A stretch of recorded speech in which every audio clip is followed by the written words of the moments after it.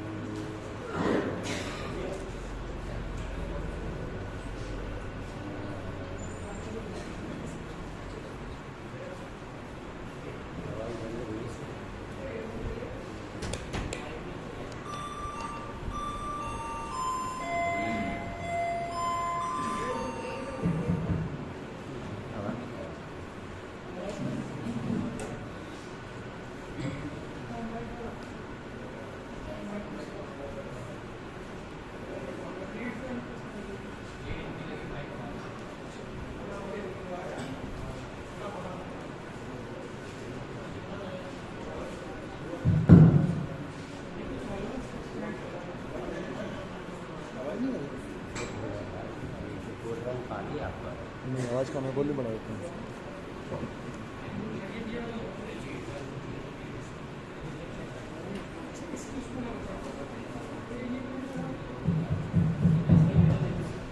Hello hello.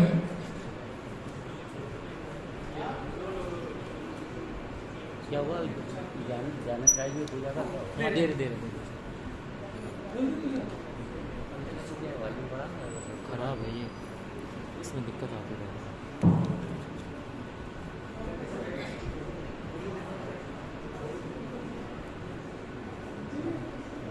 अपने में लगाओ ना, इसकी लीड से भी अपने में लगाओ।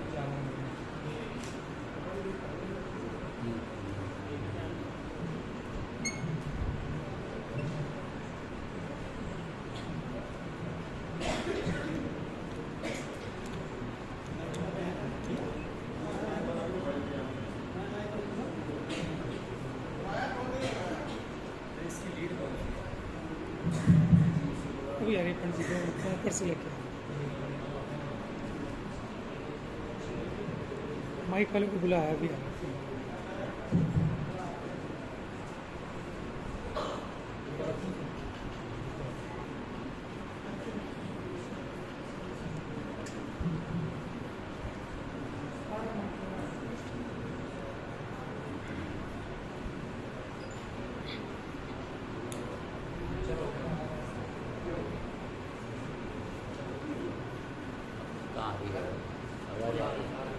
आवाज़ आ रही है? आवाज़ क्या हुआ?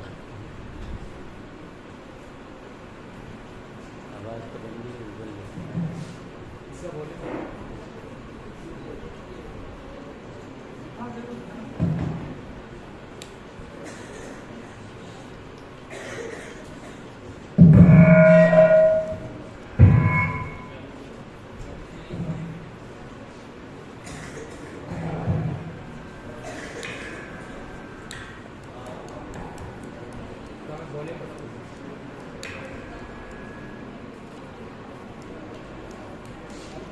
हेलो हेलो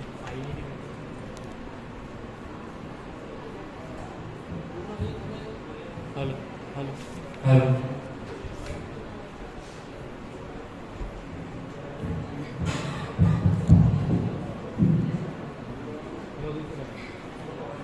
आ रही तो हेलो।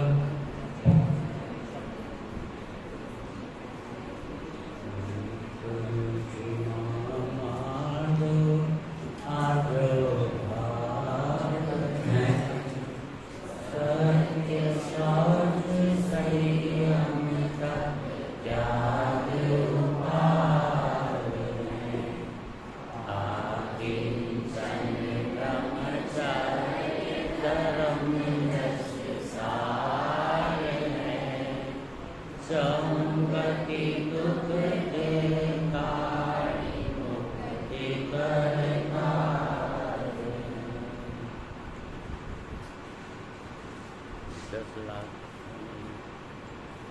10 लाख क्या 10 लाख क्षणी पर्व अपने प्रारंभ हो गए ने। अरे प्रारंभ ही नहीं हो गए, आज दूसरा दिन हो गया और उसमें उत्तम मार्दव के संबंध में अपन कुछ चर्चा करेंगे।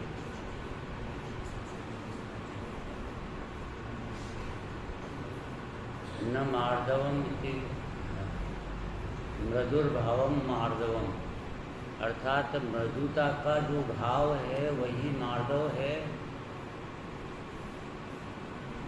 और ये मार्दव जो धर्म है ये वीतराग परिणति का नाम है। वीतराग परिणति, मुनिराज जब ध्यानस्थ होते हैं तो उनमें कषाय का अभाव होता है, तो क्रोध कषाय का अभाव होता है उस वीतरागता में, तो उस वीतरागता को क्षमा कहते। और उसमें मान का भी अभाव है, तो मान के अभाव की तरफ से देखते हैं तो उसी वीतरागता का नाम उत्तम मार्दव है। तो मायाचारी के अभाव को देखते हैं तो उसका नाम आर्जव है, और उसी में लोभ का अभाव देखते हैं तो उसी का नाम शौच है। इसलिए धर्म 10 नहीं है, धर्म के लक्षण 10 हैं। आज उत्तम मार्दव के संबंध में कि मार्दव में मान का अभाव होना चाहिए, तो यहाँ पर गाथा उससे चलते हैं ज्ञानाथ राय जी की पूजा में कि मान महाविष्णु करहि नीच गति जगत में, कोमल सुधा अनूप सुख पावे प्राणी सदा। मान महाविष्णु से मान करण को कौन ठिकाना। ये मान जो है वह उस काल में अगर आयु कर्म बन जाए तो हाथी बनता है अगले जन्म। ऐसी बात है ये कि मेरी नाक लंबी रहना चाहिए, नाक लंबी रहना चाहिए, समाज में, देश में, अपने घर में भी मेरी चलना चाहिए। मैं हूँ ये मान है। तो ये मान ये इस काल में यदि आयु कर्म बनता है तो हाथी बनना है, पक्की बात है।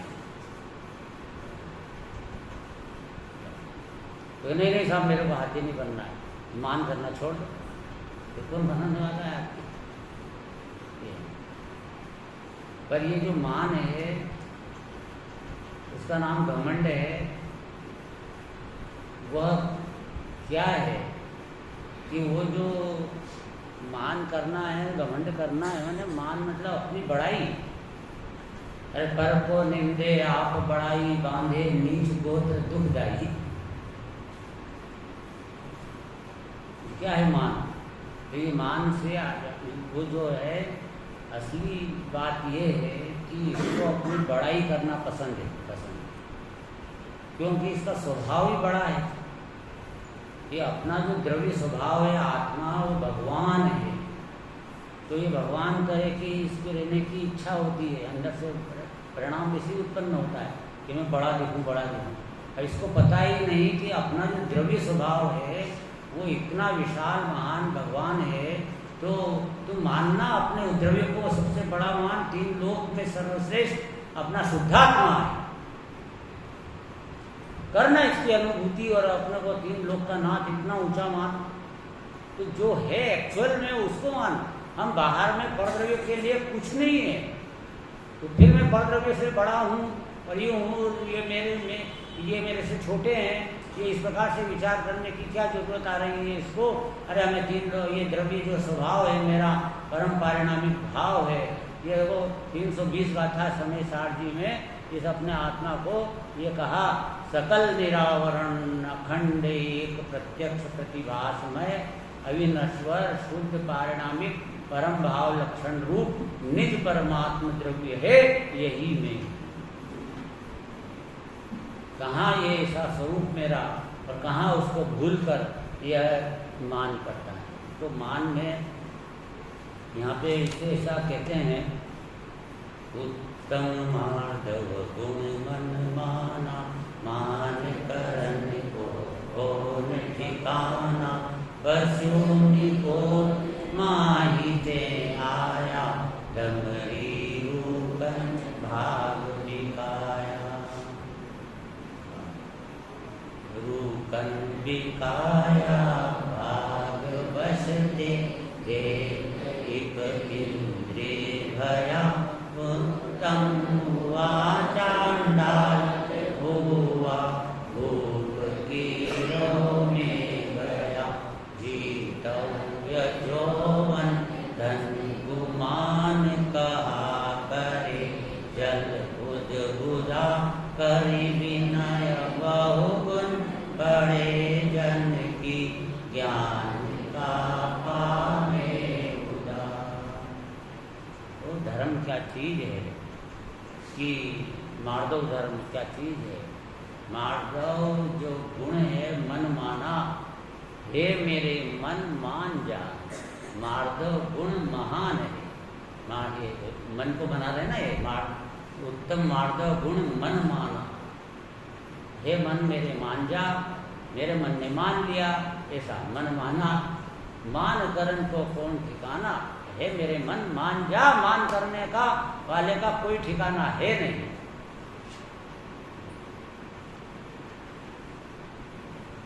क्यों? क्योंकि अपना भूतकाल तो देखो कि वसो निगोद माहिते आया, नित्य निगोद से कड़कर आया, तो लट बना चींटी बना, तो लट और चींटी बना तो ये इतना कठिन काम था जैसे चिंतामणि रतन प्राप्त करना। निगोद से निकल के एक इंद्रिय में दो इंद्रिय में आना, त्रस पर्याय में ये चिंतामणि रत्न प्राप्त करे इतना कठिन है। तो दो इंद्रिय की अगर तीन इंद्रिय, चार इंद्रिय, पंचेंद्रिय मनुष्य हो गया है, बहुत दुर्लभ में दुर्लभ। अब इसका सब वर्णन है बहुत जबरदस्त, इसकी दुर्लभता कैसी है मनुष्य भाव की, लेकिन उसकी द्रव्य से, क्षेत्र से, काल से, भाव से सबसे अत्यंत दुर्लभ इस मनुष्य भाव को बताया गया है। तो ये जो मनुष्य भाव है इसके अंदर आया यहाँ पर, तो ये घमंड कर रहा है कि मैं बहुत बड़ा हूँ।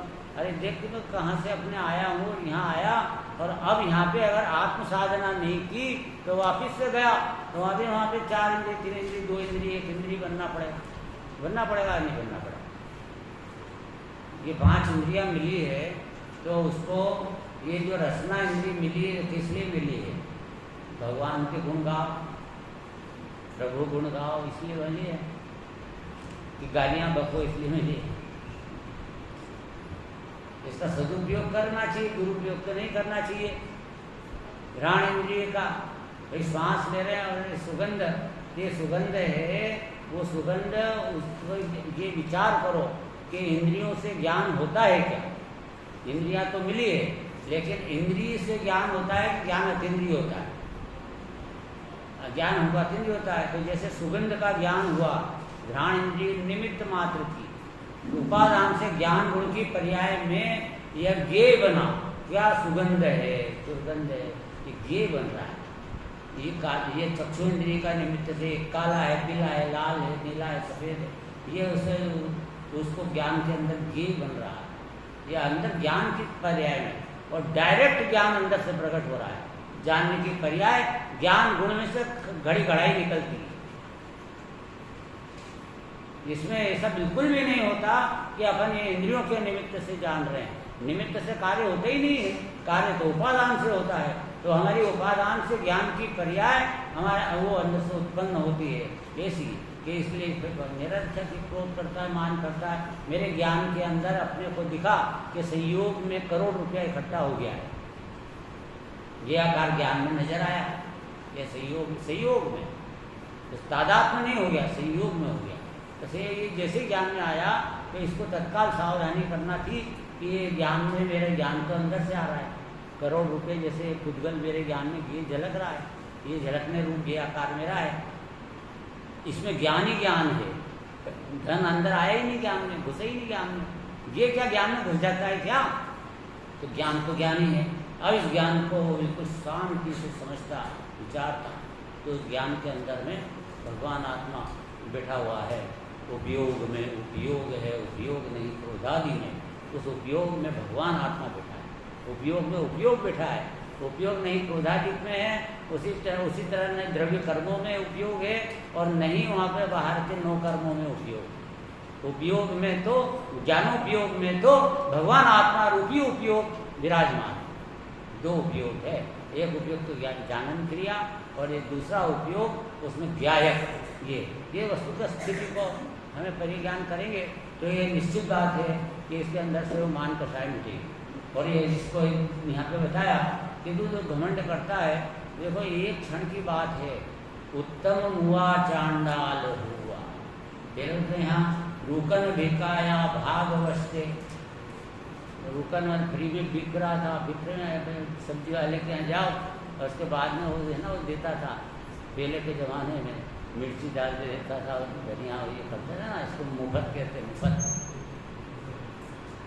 तो वो जो वो देता, उसके अंदर हम बैठे थे, जीव निगोदिया जीव, 1 इंद्री 2 इंद्री बन के उसमें बैठे, और वो जो है वो अपन बिक रहे, मुफ्त में बिक रहे।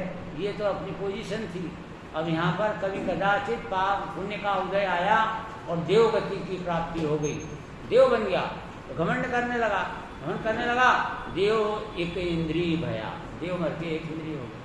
देव 1 इंद्रिय भया, देव मरकर कहते चाहे थावर्तन करे, यूँ परिवर्तन पूरे करे, 1 इंद्रिय बना। अब वहाँ से निकला देव गति से 1 इंद्रिय हुआ। अब देखो इसी तरह से कोई उत्तम हुआ, मैं उत्तम कुल वाला हूँ, उत्तम कुल है, उत्तम जाति है मेरी, हो ये है, तो इसका अभिमान करने लगा। कुल मत, जाति मत, धन बल, बल मत, ज्ञान मत, कप मत, प्रभुता मत, ये 8 प्रकार के मद ये वो करने लगा। तो उत्तम हुआ, मरा, चांडाल हुआ। उत्तम मर के चांडाल बन गया, उत्तम हुआ चांडाल हुआ, और धूप कीड़ों में गया। बड़ा राजा था वो, मर के और कीड़ा बन गया। वो तो कहानी सबको पता ही है, 7 दिन बाद मरेगा वाली बात है ना, सबको पता है। राजा था, वो जंगल में गया। अब उस जंगल में उसको एक मुनिराज दिखे, छोटी उम्र थी, और उनका कलर शरीर का हरा कलर था भी। अब उसको देख करके उन्होंने कहा ये रत्न जैसा शरीर वाला बालक, और ये यहाँ पे नग्न बैठा है और जंगल में बैठा है। बड़े प्रभावित तो हुए वो देख के, लेकिन वो खड़े हो गए और क्या, ये बालक तुम इतने सुंदर और ये ऐसा है, तो तुम क्या कर रहे हो यहाँ जंगल में, चलो मेरे साथ, मैं तुम्हारी रक्षा करूँगा, तुम्हारे कपड़े लत्ते दूंगा, तुमको खाने पीने का दूंगा, तुम्हारे को राजा बना दूंगा, तुम चलो वहाँ पे मेरे साथ। तो उन्होंने कहा कि क्यों, कि मेरे राज्य के अंदर कोई नंगा भूखा नहीं रह सकता। तो उसने कहा अपने मुनि महाराज ने कि जो स्वयं विचारा है वह दूसरों पर क्या दया कर रहा है, मेरे पे क्या दया कर रहा है, तू सोच तेरा क्या है। अरे तुझे पता नहीं है मैं बड़ा राजा हूँ, सब कुछ कर सकता हूँ। नहीं राजा, तो कितना बड़ा राजा है, मैं उससे भी बड़ा राजा हूँ। नाम बताया कि उस देश के राजा का और मैं पुत्र हूँ, राजकुमार। सब छोड़ के और यहाँ जंगल में आ गया हूँ और आत्म साधना कर रहा हूँ। और वो तो बड़ा राजा, अच्छा तब प्रभावित हुआ। क्योंकि फिर ये ऐसी आत्म साधना क्यों कर रहे हो, तुम मुझे बताओ, लेकिन मैं तो नहीं करूँगा आत्म साधना, मेरे को बहुत राज्य चलाना है। तो हे राजन सुन, तेरी मृत्यु 7 दिन के बाद होने वाली है। 7 दिन में मेरी मृत्यु होने वाली, तो मैं मर के कहाँ जाऊँगा, कि आप तुम्हारी लेट्रिन में कीड़ा बनोगे, पचरंगी कीड़ा बनोगे। मैं इतना बड़ा राजा, पचरंगी कीड़ा, दिमाग घूम गया। अब बताओ कि वो राजा एकदम उसको क्या होना चाहिए, वैराग्य आएगा कि नहीं आएगा, तो मुनि महाराज बन जाना चाहिए कि नहीं बन जाएगा कि नहीं बनेगा, बोलो बनेगा कि नहीं बनेगा, तुम बताओ, बनेगा, वैराग्य आएगा ना, बनेगा नहीं बनेगा। क्यों नहीं बनेगा? क्योंकि उन्होंने मुनिराज ने क्या कहा था कि तू पचरंगी कीड़ा बनेगा। अरे मुनि महाराज बन जाए तो कीड़ा बन सकता है क्या वो, और बनना तो कीड़ा है। तो जैसी गति वैसी मति, उसको ये मति होएगी नहीं कि मैं वैराग्य ले लूँ और जल्दी से, तो वो तो उसने कहा क्या नहीं तुम्हें कीड़ा बन जाऊँगा, तो चलो चलो जल्दी से जाकर के सबको समझाओ, सबको कहो कि मैं कीड़ा बन जाऊँगा। भागा घर पे, वहाँ पर सबको बुलाया, राजकुमार को बुलाया, राज सैनिकों को बुलाया, सबको कह करके अरे देखो मैं मर जाऊँगा और ये ऐसा 7 दिन के बाद इस तरह से मरना होगा, और यहाँ पे इस लैट्रिन में पचरंगी कीड़ा बनूंगा, तो कीड़ा बन के मैं आ जाऊँगा। तो और सब लोग सुने कि क्या हो गया, राजा पागल हो गया, क्या हो गया, मैं कीड़ा बन जाऊँगा। तो देखो बेटा ऐसा है कि जैसे भी कीड़ा बनूँ यहाँ पे तो दिखने लगूँ ना तुमको, तो तुम मेरे को मार दें, हथौड़ी से मार दें, क्योंकि मैं इतना बड़ा राजा उस कीड़े में नहीं रह सकता हूँ, कीड़ा। तब भैया क्या करे, उनके पिताजी की आज्ञा, सब कर सब तैयारी करके बैठे सब। तो वही 7 दिन हुए, मृत्यु हो गई, तो सब लोग दौड़ करके और सेनापति और वो बच्चे और सब कहाँ गए, कहाँ खड़े हो गए, वो लेट्रिन के पास सब खड़े लाइन से पीछे से। राजा साहब आने वाले हैं, राजा साहब। और एकदम वो राजा साहब जो है पधार गए। वो तो क्योंकि अंतर्मुहूर्त लगता है, अंतर्मुहूर्त में वो जो परमाणु इकट्ठे होते हैं ना, वो होते जाता है 1 2 3 समय में दूसरा शरीर मिल जाता है। एकम द्वि तीनवाना हारकः, 1 2 3 समय में, चौथे समय में तो अनाहारक, वो आहारक हो जाता है शुरू, अगले जन्म का आहारक, मतलब नए परमाणु इकट्ठा होने लग जाते हैं शरीर की। 1 समय के बाद भी हो सकते हैं, 2 के बाद भी हो सकते हैं, 3 अधिक से अधिक 3 समय, बस मैंने 1 सेकंड का असंख्यात्मा भाग, इसमें आपको दूसरी गति में दूसरे शरीर में ये जीव पहुंच चुका होता है, और वहाँ के नए परमाणु इकट्ठा होना शुरू हो जाते हैं। अब वो उसके बाद में वहाँ देखा राजकुमार ने कि अब क्या करें, पिताजी ने कहा था कि मेरे को मार देना, और हिम्मत नहीं हुई मारने की, लेकिन मार देने का कहा था। तो उन्होंने उठाई थी हथौड़ी, तो वो कीड़े ने देखा कि ये कौन मेरे को मार रहा है, मारने को तैयार है, तो वो मल में घुस गया अंदर, उसको मार ही नहीं सका। क्यों, ये क्या हुआ, वो राजा जब उसमें कीड़ा बना तो उसको जो पर्याय की प्राप्ति हुई, उसको कहते हैं प्राप्त पर्याय में तन्मय होना। जो पर्याय मिलती है उस पर्याय में वो तन्मय हो जाता है, और पुरानी पर्याय सब भूल जाता है। जैसा अपन अनादिकाल से भूल चुके हैं, अपना जीव भी चारों गतियों में अनादिकाल से रखड़ रहा है, और आज भवन में बैठा हुआ अपने को देख रहा है, तो भवन में नहीं बैठा है, पंच परावर्तन के भवारणों में, उसके मध्य में जंगल में बैठा हुआ है। तो समझ के 4 दीवारी में महल में हो और सुरक्षित हूँ, बिल्कुल भवन परिभ्रमण में परिभ्रमण कर रहा है। तो सब आप डरा रहे हो, हम डरा नहीं रहे, यथार्थ बताकर उस परिभ्रमण से निकलने का उपाय दिखा रहे हैं। तो अनंत करुणा है, जब जाकर के अपने को सही परमेष्ठी उपदेश देते हैं, ये ऐसा कोई नहीं है, अनंत करुणा है उनमें कि इस जीव का हित हो, ऐसा हित हो। ये ऐसी, इसका नाम है देव इतनी भया, और उत्तम हुआ चांडाल हुआ, भूप कीड़ों में गया, राजा कीड़े में चला गया। वही कहानी के लिए इन्होंने लिखा, भूप कीड़ों में गया। जीतव्य जोवन धन गुमान कहा करे, जल बुध बुधा कर विनय बहुगुण बड़े, जन की ज्ञान का कामे उदा। यहाँ यह जीतव्य अपना है, जोवन है, धन है, ये सब क्षण भंगुर है, क्षण भंगुर, सब विलय को प्राप्त होने वाला है, देखते देखते समन हो जाएगा। और इसलिए ये धन बिजली के जैसी चमक होती है, क्षण भर की, ऐसा ये धन दौलत शरीर ये संयोग ऐसा दिखाई देता है और एकदम नष्ट हो जाता है, देखते देखते विलय होता है। इसलिए ऐसी स्थिति को देखते हुए तो कर विनय बहुगुण बड़े जन की ज्ञान का पावे उदा। ऐसी स्थिति देखते हुए कि सब नाश होने वाला है, कि इसलिए तो विनय कर बड़े जनों की, जिससे ज्ञान का उदा तेरे को प्राप्त हो। यानी ज्ञान का उदा मतलब क्या? उदा का अर्थ होता है उदय, तेरे ज्ञान का उदय। जैसे सूर्य का उदय होता है, प्रभात होती है, ऐसे अपनी आत्मा में से ज्ञान के प्रभात प्रकट होएगी तो फिर केवल ज्ञान की दोपहर भी आ जाएगी। इसलिए ये जो है पहले यहाँ पे अपने को जितो भी जोवन के चक्कर में मत पड़, वो तो जल बुदबुदा है। तू बहुजन बड़े जन की विनय कर। विनय क्यों आया शब्द यहाँ पे? विनय इसलिए आया कि मार्दव का प्रकरण है ना। विनय मतलब कि नमन करना।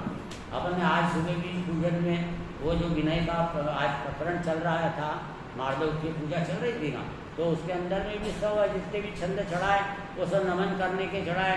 उन सबसे पहले ही ये नमन करने को दिया है कि देव वीतराग सर्वज्ञ तारक सही दो अष्टादश तासु माही नहीं नमन तीन पद करे धर्म मार्दव कयो सो जजो चारों गति माही धर्मन गयो।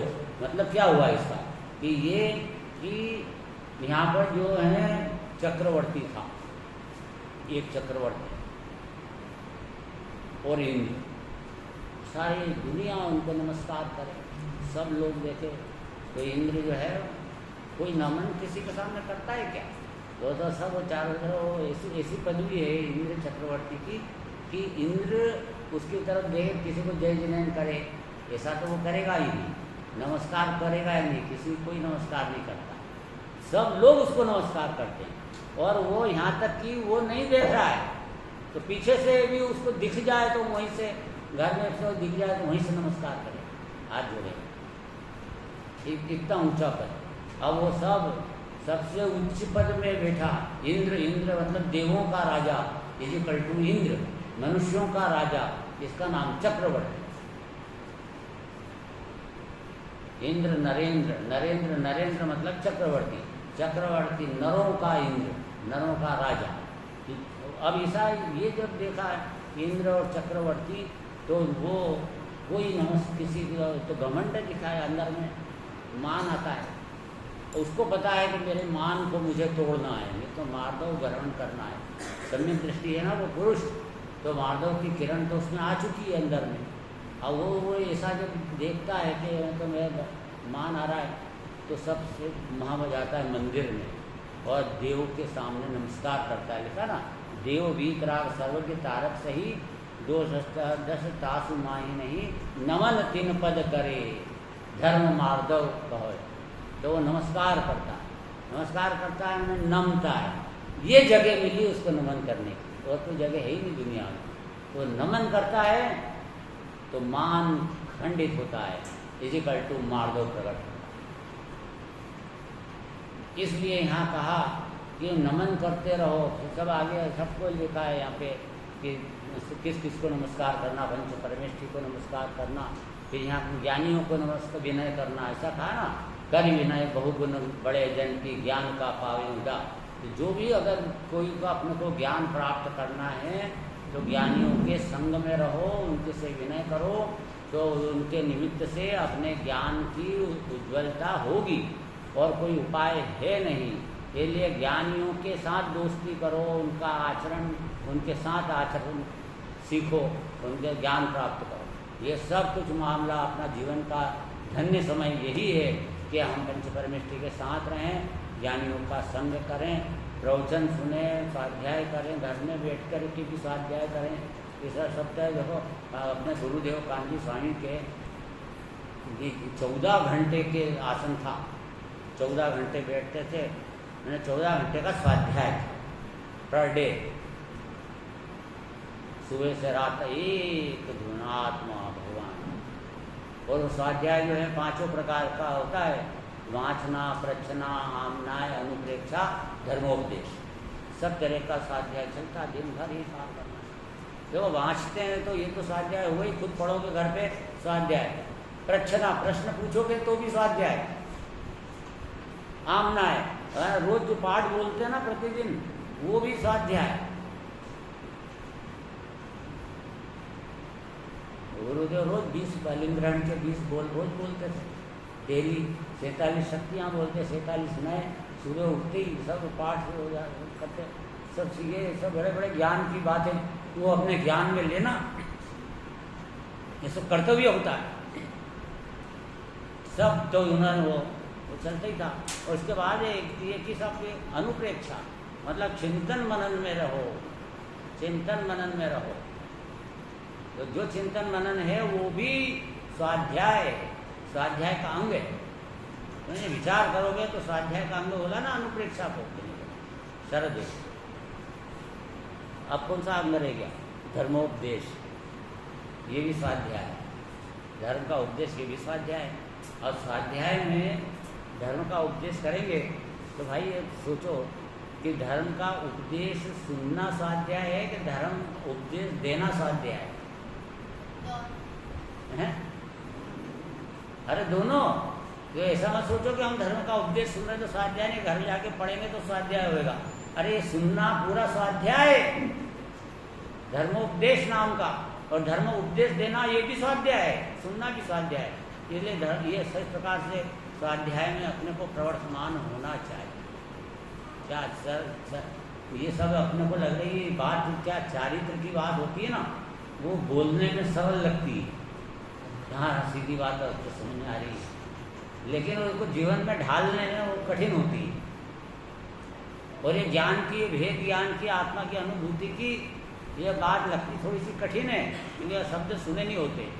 लेकिन ये बात, इसको जब विचार करोगे, ग्रहण करोगे, तो ये बहुत जल्द सरल होती है।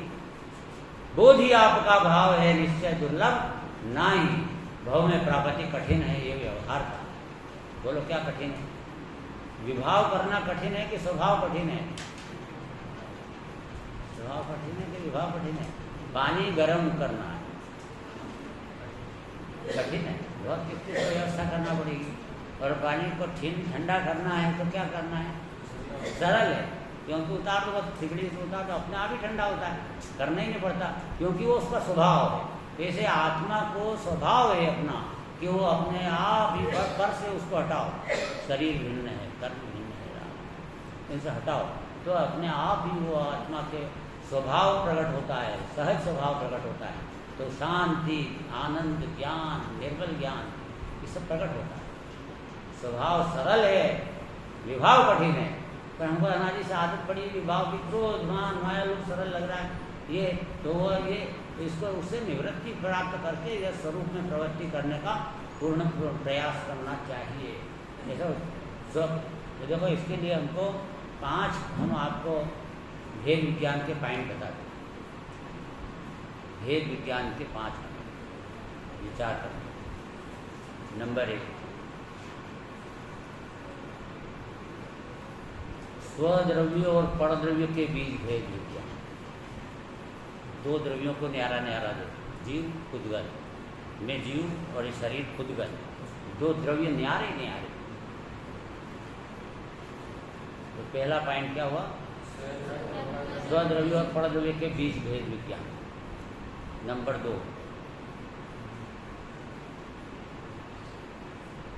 विभाव और स्वभाव के बीच भेद विज्ञान। नंबर 3, पर्याय और द्रव्य के बीच भेद विज्ञान।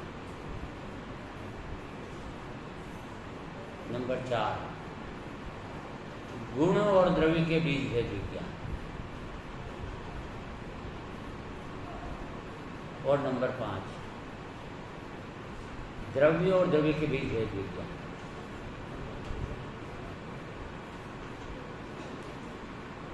तो आया नंबर 1 पे, स्वद्रव्य और परद्रव्य के बीच भेद विज्ञान। बहुत महान पॉइंट है ये, महान। इसी से कल्याण होने वाला, यही क्रम से कल्याण होने वाला, और कोई दूसरा उपाय है ही नहीं। एक होए तरण काल में परमार्थ नो पंथ, परमार्थ का पंथ 2 नहीं होते, एक ही होता है। चलो, स्वद्रव्य और परद्रव्य के बीच भेद विज्ञान। परद्रव्य में आत्मा को छोड़कर जितने कोई पदार्थ हैं सब परद्रव्य हैं। तो जीव भी परद्रव्य है कि नहीं? जीव भी परद्रव्य है कि जीव स्वद्रव्य है? हाँ भाई, अपना जीव स्वद्रव्य है, बाकी दूसरे जीव तो अपने से परद्रव्य हुए। तो सब जीव जो दूसरे जीव हैं वे सब परद्रव्य हैं। तो जीव जीव के बीच में भेद विज्ञान भी हो गया ना। तो दूसरे द्रव्य और मैं, अरे वो भिन्न है, मैं भिन्न हूं। दो आम हैं, तो दोनों आम, एक आम से दूसरा आम भिन्न है कि वो अभिन्न है? भिन्न है। अब दोनों को मिला कर समझोगे कि तो एक है, एक हुए कहाँ, तो दोनों भिन्न भिन्न पड़े और अपना अपना परिणमन कर रहे हैं। वो हरे से पीला की तरह परिणमित हो रहा है और वो आम खुद अपना काम कर रहा है। दूसरा आम वो हरा से पीला हो रहा है, जैसा भी उसका परिणमन होना है, कि सड़ रहा है कि क्या भी हो रहा है, वो उसका काम वो कर रहा है, इसका काम ये कर रहा है। हर द्रव्य स्वतंत्र स्वतंत्र अपना अपना काम करते हैं। मैं जीव द्रव्य मेरा काम करता हूँ, पुद्गल द्रव्य शरीर अपना काम करता है। देखो शरीर है, बालक से जवान हुआ किसने किया? बुढ़ा हुआ किसने बनाया? हर क्षण क्षण परिवर्तन होता है, कौन करता है? इस दाढ़ी के बाल बढ़ते हैं तो प्रति समय समय समय समय बढ़ते हैं, वो कौन बढ़ाता है? मैं बढ़ाता हूँ, बैठे बैठे खींचता हूँ, क्या कैसे बढ़ जाए? अपने आप पुद्गल परिणमन कर रहा है, छह द्रव्य परिणमन कर रहे हैं। अपने हाथ में ये संयोग है ही नहीं, ये उदयानुसार व्यवस्था है। यह अपने उदयानुसार है। मैं भिन्न बैठा हुआ ज्ञाता दृष्टा भगवान आता हूँ। तो दो द्रव्य के बीच में भेद विज्ञान नंबर 1। नंबर 2, विभाव स्वभाव के बीच भेद विज्ञान। तो विभाव स्वभाव में क्या क्या लेना? विभाव माने मलिनता, तो और स्वभाव निर्मलता। तो द्रव्य आत्मा का, आत्मा के अंदर जो विभाव हैं, अर्थात मोहनी कर्म के उदय के निमित्त से जो भी परिणमन हुआ है, जैसे कि मिथ्यात्व है, दर्शन मोहनी के उदय में हुआ, और राग द्वेष है, ये क्रोध मान माया लोभ, ये सब क्या है? चारित्र मोहनी के उदय से प्रकट हुए।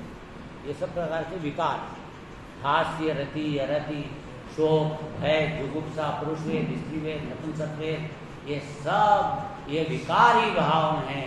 विकार जीव की परिणति में विपरीतता है, विपरीतता है। स्वभाव की जगह विभाव है। स्वभाव विभाव के बीच भेद विज्ञान करो कि अपने अंदर में स्वभाव क्या है, विभाव क्या है। तो स्वभाव से विभाव को भिन्न जानो। सब समझ में नहीं आ रही स्वभाव विभाव, तो समझ में आती है बात, कैसे नहीं आती? ये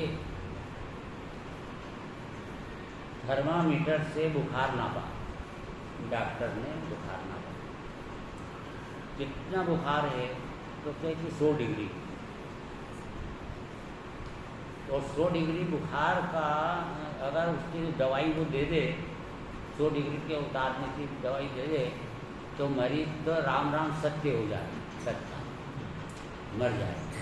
क्या बात करते साहब, उसमें क्या मर जाए? इसमें साहब देखो भाई, डॉक्टर है वो समझदार है, वो क्या करता है कि ये 100 डिग्री में 98.4, ये तो बिल्कुल उसका स्वभाव है, नेचुरल है शरीर का।